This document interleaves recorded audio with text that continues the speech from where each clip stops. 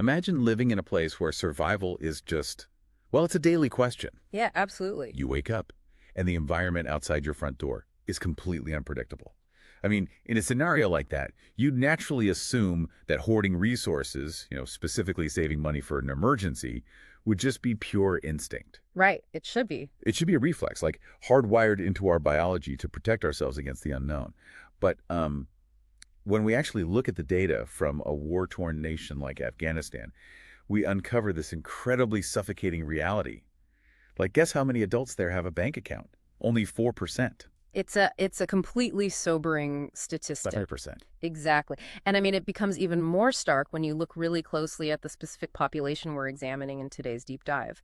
Among the workers involved in this research, 27% of their families had experienced actual literal food shortages in just the week prior to being surveyed. Wow. In just 1 week. Yeah. We're talking about individuals living perpetually on the razor's edge of absolute scarcity. So just draw a mental picture for a second. Picture a family savings box. You open a lid, and there is just a giant red arrow pointing to absolute zero. Just completely empty. Empty. The most vulnerable people on Earth, living in one of the most volatile environments on Earth, have absolutely no financial safety net. And that brings us to the core of what we're talking about today, right? Right, because that reality introduces this profound, totally counterintuitive mystery. I mean, in an environment where a cash reserve isn't just about, buying a nicer television, but is literally a matter of life and death. Yeah. Why can't people bring themselves to save even a single penny? Even when they are staring directly into a financial abyss, the instinct to prepare for tomorrow completely vanishes. It just defies everything we think we know about human self-preservation. Like, it makes no sense. It really doesn't. So researchers from UC Berkeley, UC San Diego, and Washington University looked at this exact scenario. Mm-hmm. And they uncovered a mechanism that fundamentally challenges our understanding of human logic. They really did. So today, we are going to dive deep into this massive social experiment conducted literally on the ruins of a war zone. Our mission today is to uncover the invisible hand that dictates human choice.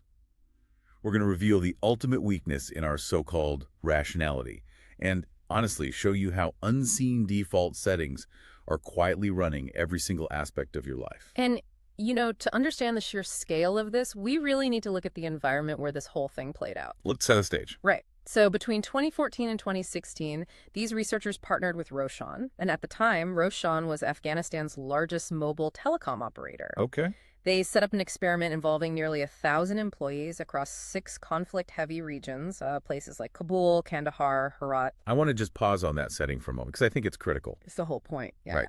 We aren't talking about a controlled university laboratory in California where, a bunch of undergrads are playing a computer game for $10. Yeah. It's this couple. In 2014, the daily friction of just existing there is immense.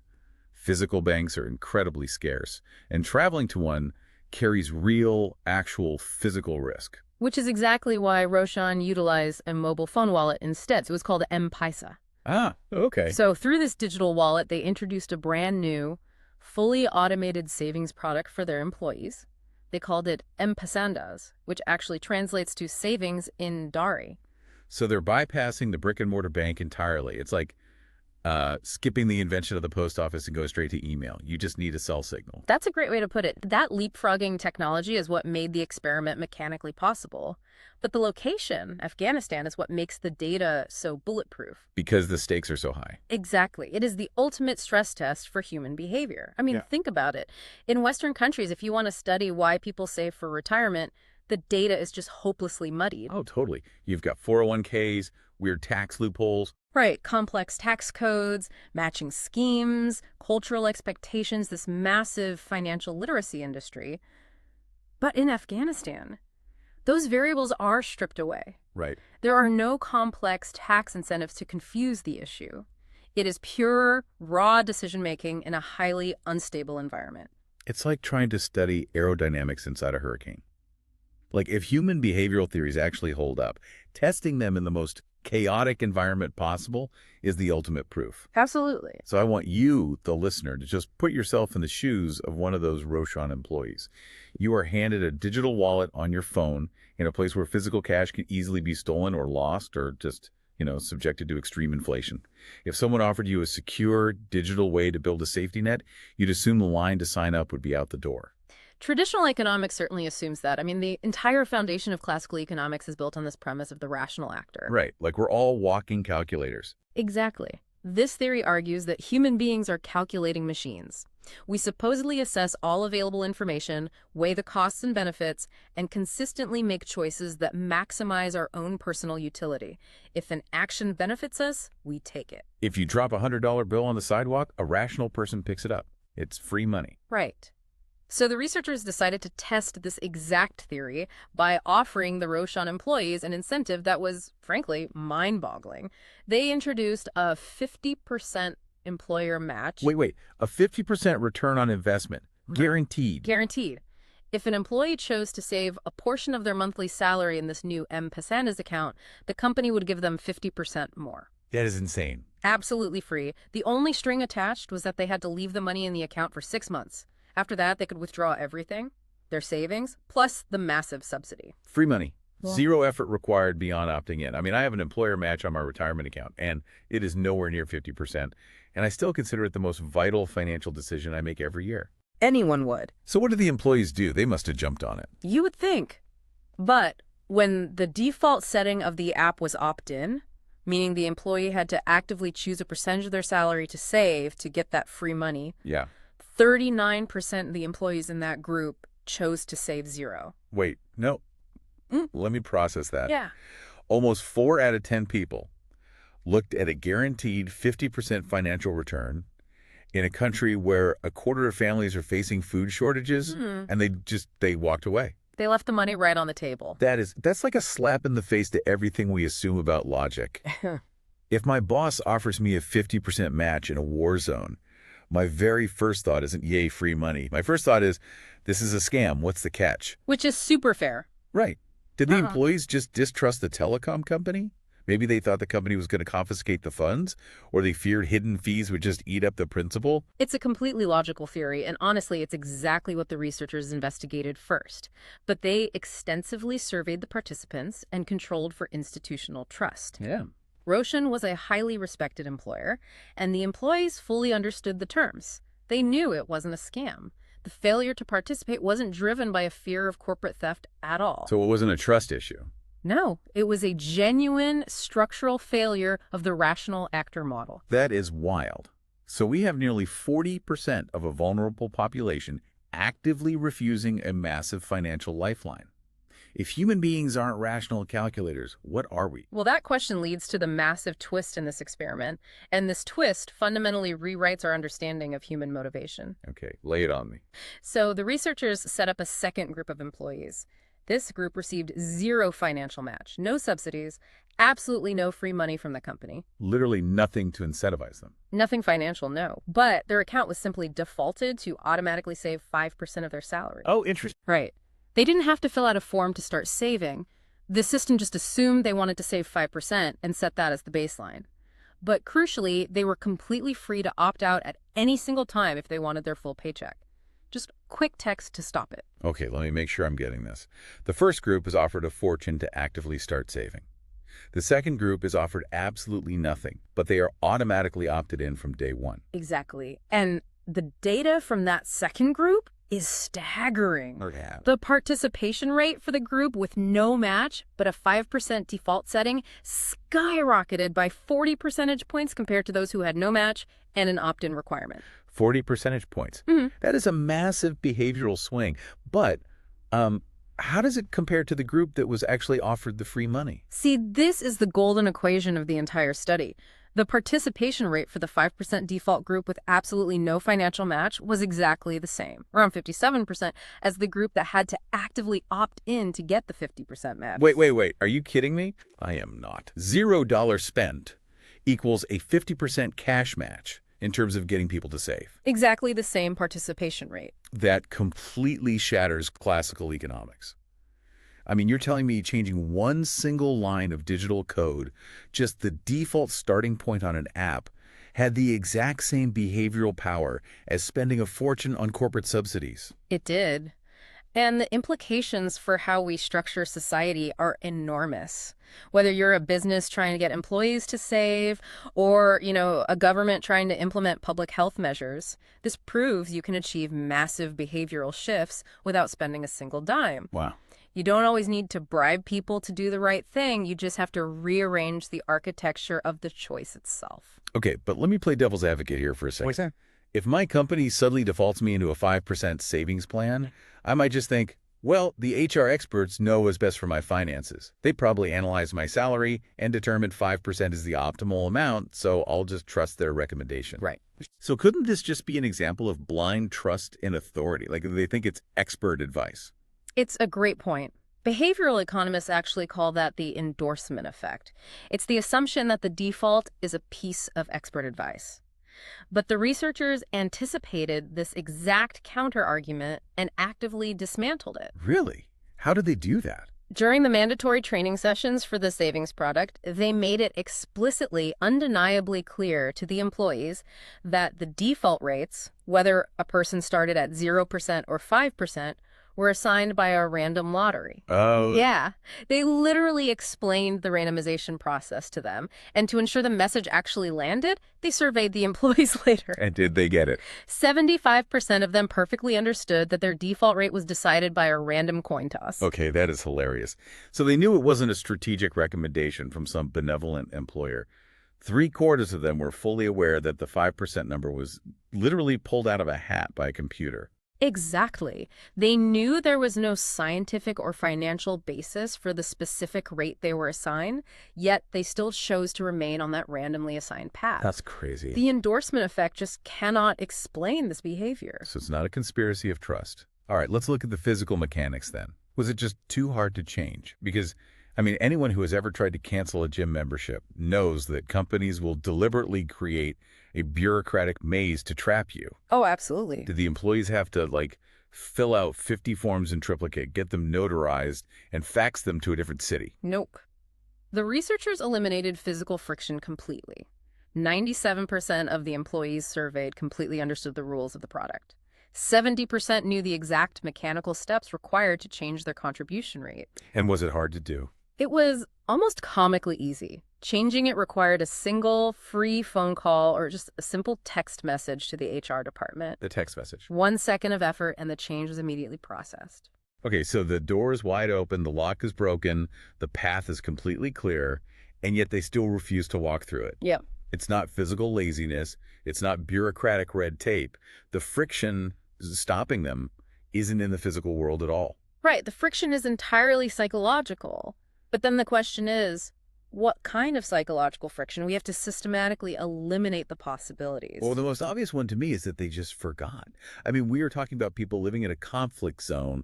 Life is chaotic. Exactly. You're worried about your family's safety, food prices, transportation, maybe payday comes and goes, and the absolute last thing on your mind is adjusting your mobile wallet settings. Right. That's called the inattention hypothesis. It's a very common assumption in behavioral science, this idea that people fail to act simply because the required action isn't top of mind.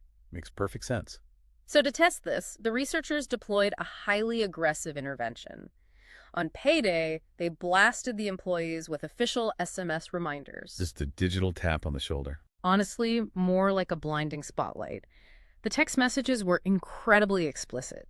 They told the employee exactly what their current savings rate was and provided the direct phone number to call to change it.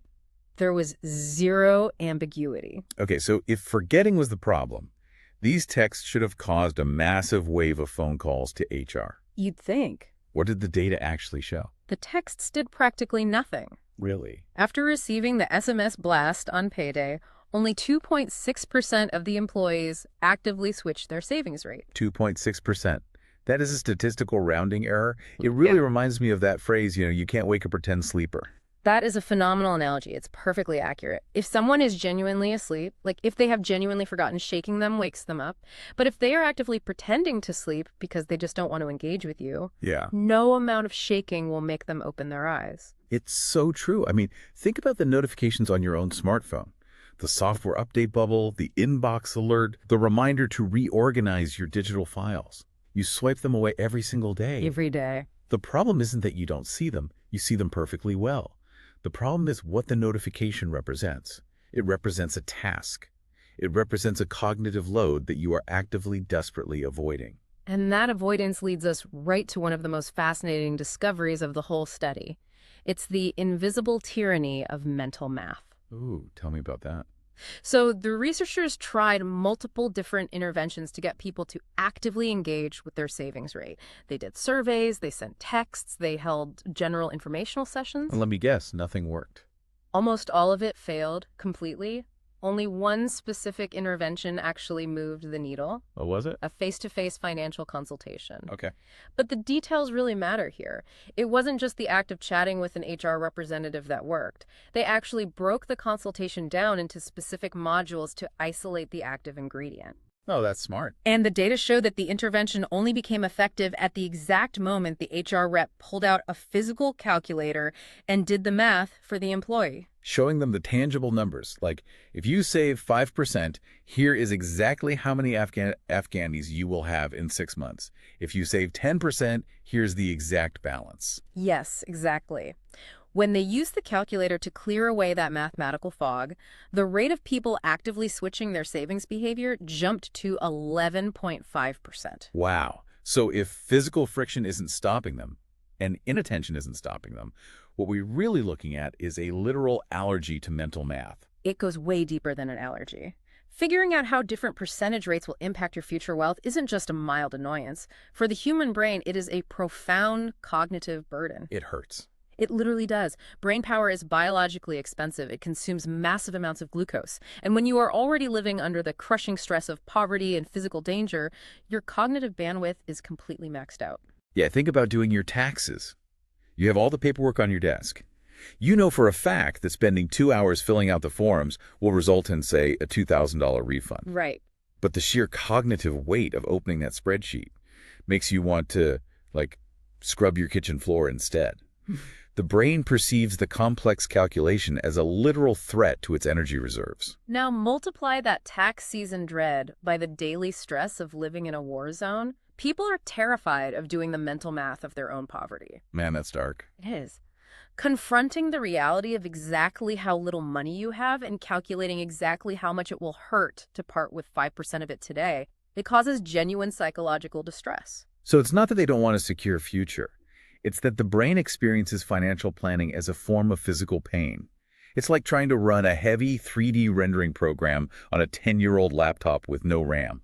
The system just freezes. That's exactly it. So we avoid the calculation entirely, which means we stick with whatever the default setting happens to be. And this brings us right to the psychological engine driving this entire phenomenon. The researchers actually measured a specific trait in the participants. They call it present bias. Present bias. That's the evolutionary glitch where we prioritize immediate caloric survival over long-term planning, right? Right. We overvalue today's comfort and massively discount tomorrow's pain. You nailed it. From an evolutionary standpoint, it makes perfect sense. If you're a hunter-gatherer, a berry in your hand today is infinitely more valuable than a promise of 2 berries next month. Because you might get eaten by a tiger before next month. Exactly. The researchers actually quantified this using a mathematical measurement called the beta coefficient. Okay, let's translate beta coefficient into everyday terms. What does it actually measure? Think of it as a measurement of your internal procrastination gravity. I love that. Procrastination gravity. Right. A lower beta coefficient means you have severe present bias. You heavily discount the future. And the data showed that individuals with a severe present bias were the most likely to be trapped by the default setting. Makes sense. But the researchers didn't just want to measure it. They wanted to prove it through actual behavior. But how do you prove someone is a chronic procrastinator when they won't even admit it to themselves? You design a trap. Oh, I like this. So the researchers contacted employees to offer them that highly effective face-to-face financial consultation with the calculator. But they split the employees into 2 groups and altered the timing of the offer. Okay. For the first group, they offered the consultation immediately. Like, we can do this right now over the phone. Let's look at your numbers. The ultimate test of present motivation. Do it now. Exactly. But for the second group, they offered the exact same consultation, but they asked to schedule it for next week. Oh, I know exactly where this is going. Let me guess. The people offered the meeting next week were far more likely to agree. Acceptance shot up by 17 7 percentage points when the consultation was offered for the future. Of course it did, because future me is a totally different person. Yeah. Future me has infinite free time, boundless energy, and absolutely loves doing mental math. Present me is tired and just wants to eat dinner. It's so true. And this is the ironclad proof of present bias driving the default effect. Yeah. These employees genuinely wanted to plan their finances. They desperately wanted the clarity of that consultation. Yeah. They just desperately did not want to endure the cognitive cost today. The irrational monkey in our brain infinitely delays the pain of planning. Wow. This connects the whole puzzle. If the default is set to 0% savings, procrastination keeps us at 0. We tell ourselves, I'll figure out the math tomorrow. I'll text HR tomorrow. And tomorrow never comes. Never. But if the app is defaulted to 5%, that exact same procrastination keeps us saving 5%.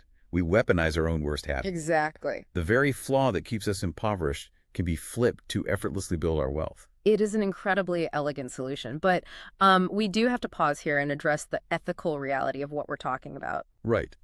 Because we are talking about taking 5% of a paycheck away from a worker who might be struggling to buy food simply because we know their brain is too exhausted to stop us. Yeah, it was a massive concern for the researchers and the policymakers.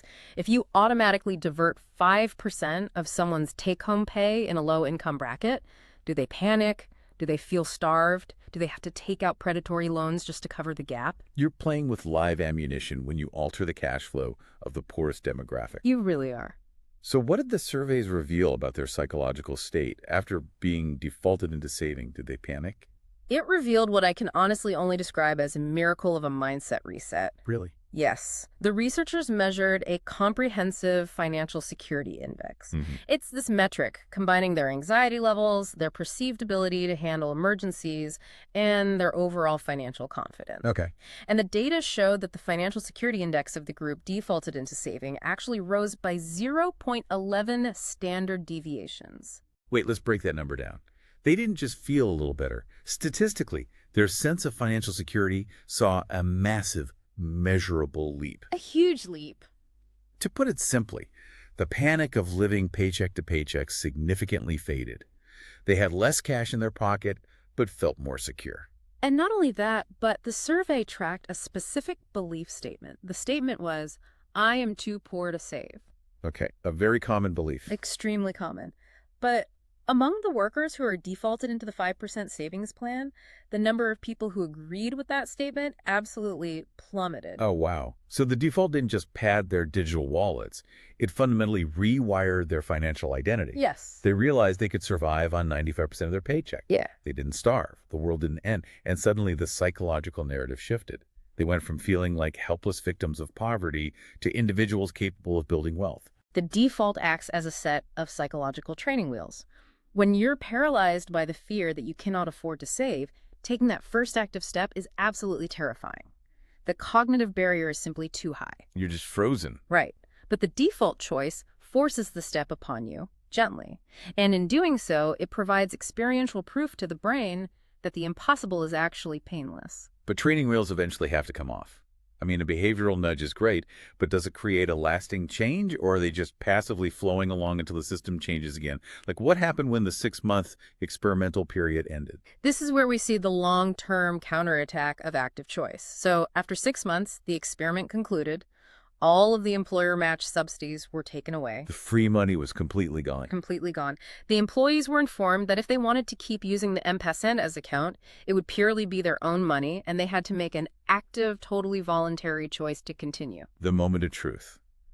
Do they empty the accounts and revert to zero? 45% of the employees opted to keep saving. Wow. Almost half the workforce chose to voluntarily deduct from their own paychecks without any corporate bribe. But the really critical data point is this. The group that was originally defaulted into saving 5% at the very beginning of the experiment was vastly more likely to stick with the habit than the group that started at 0%. How much more likely? The exposure to the default created a 25% increase in the likelihood of continuing to save voluntarily. The training wheels worked perfectly. They learned how to ride the bike, and when the supports were removed, they just kept pedaling. Furthermore, the researchers didn't just take their word for it. They went back and checked the administrative bank data 24 months later. 2 full years after the experiment ended. 2 years. And keep in mind the historical context here. Between 2014 and 2016, Afghanistan was rocked by extreme political and economic turbulence. This wasn't a peaceful 2 years. Exactly. Yet despite all of that chaos, the balances of those who were originally defaulted into saving were still significantly higher than the control group. In fact, the gap between the two groups actually widened over time. This proves the intervention wasn't a temporary placebo. It wasn't just people playing along for an academic study to, please their boss. Not at all. It built a permanent, resilient financial architecture in their lives. Even in a literal war zone, that money sat safely in their mobile accounts, quietly growing, protecting them from the next emergency. And if we look closely at who benefited the most from this intervention, the data is just unequivocal. The default savings mechanism had the most profound transformative impact on the absolute lowest income bracket of the employees. Why the lowest earners specifically? Because the poorest are the most cognitively exhausted. Oh, that makes sense. Yeah, in a free market world of endless choices, the poorest and least financially literate individuals are the most exploited by cognitive fatigue.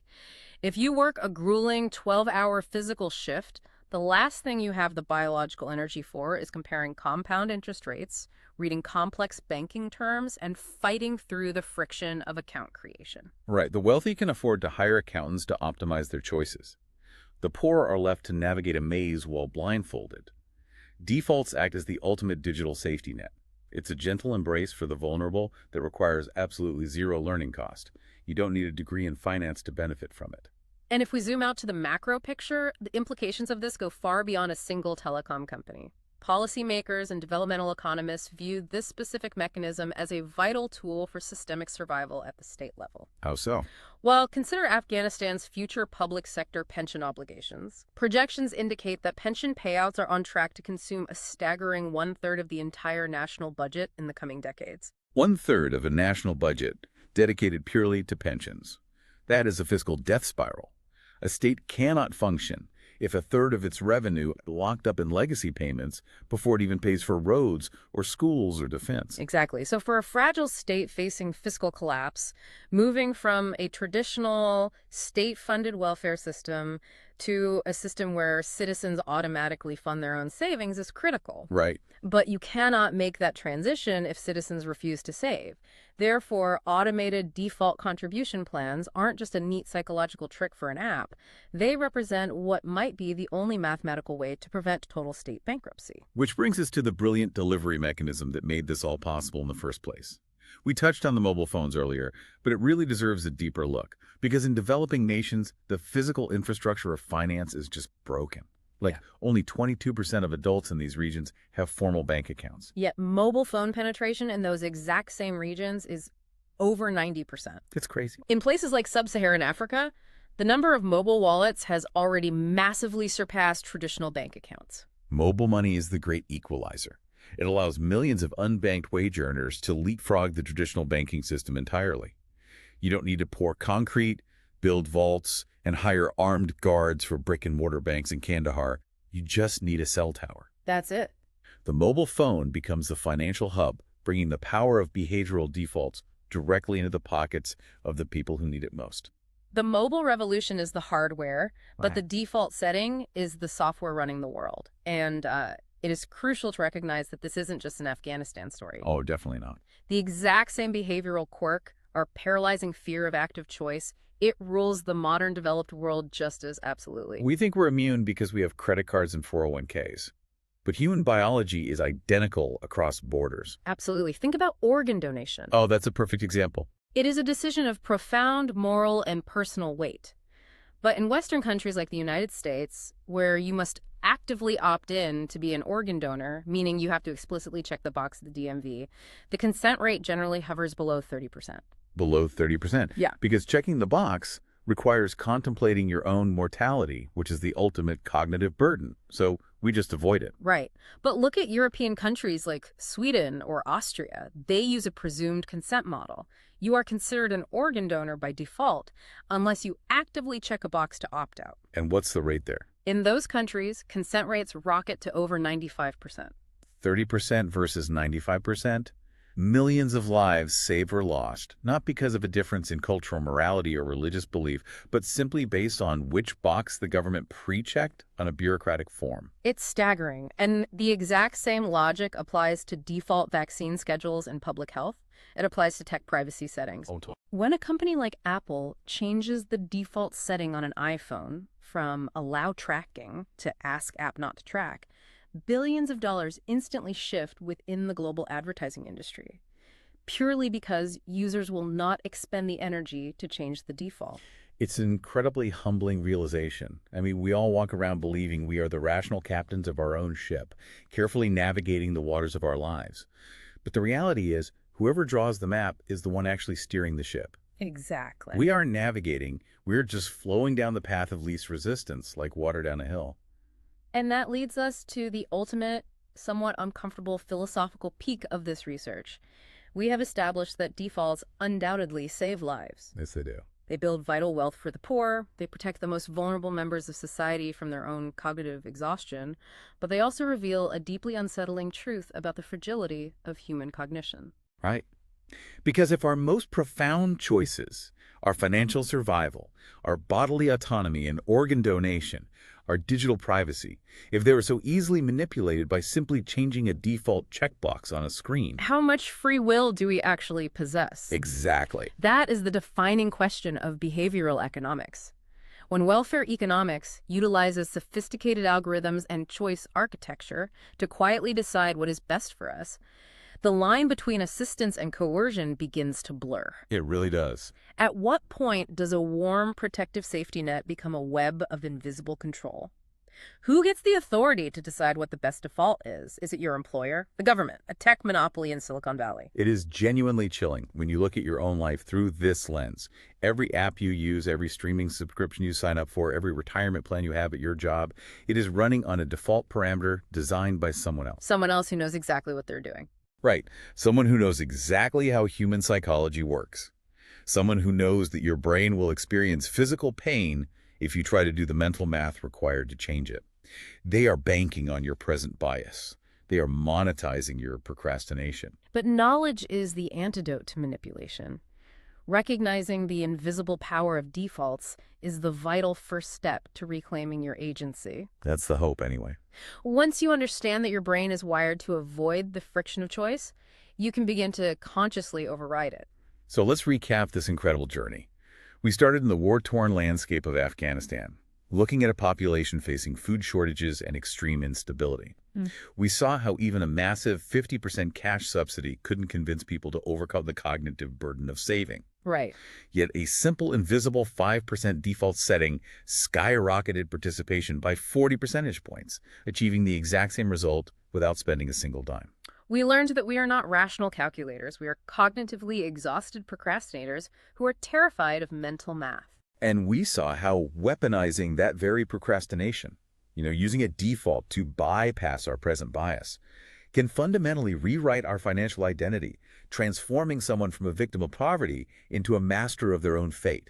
It proves that a simple, intelligent change in the architecture of a choice is exponentially stronger than a massive cash payout. It really is. So here's a final thought for you to take away. Throughout this deep dive, we've talked entirely about external forces, systems, smartphone apps, governments, and employers setting your defaults. But I want you to turn that lens inward. Look at yourself. Exactly. Think about your personal life, your relationships, your physical health, your daily routines. They all have default settings. The default way you react to criticism, the default time you go to sleep, the default way you spend your first 10 minutes awake. You probably adopted those defaults completely by accident years ago, and you've been running on that outdated software ever since, simply because it's easier than changing it. Tomorrow morning, will you continue to be a hostage to your own outdated parameters, drifting mindlessly down the path of least resistance? Or are you finally ready to open up the source code of your own life, endure the short-term friction of mental math, and manually rewrite your destiny? Because remember, an empty savings box with a red arrow pointing to zero isn't a failure of character, it's just a default. And defaults can be changed.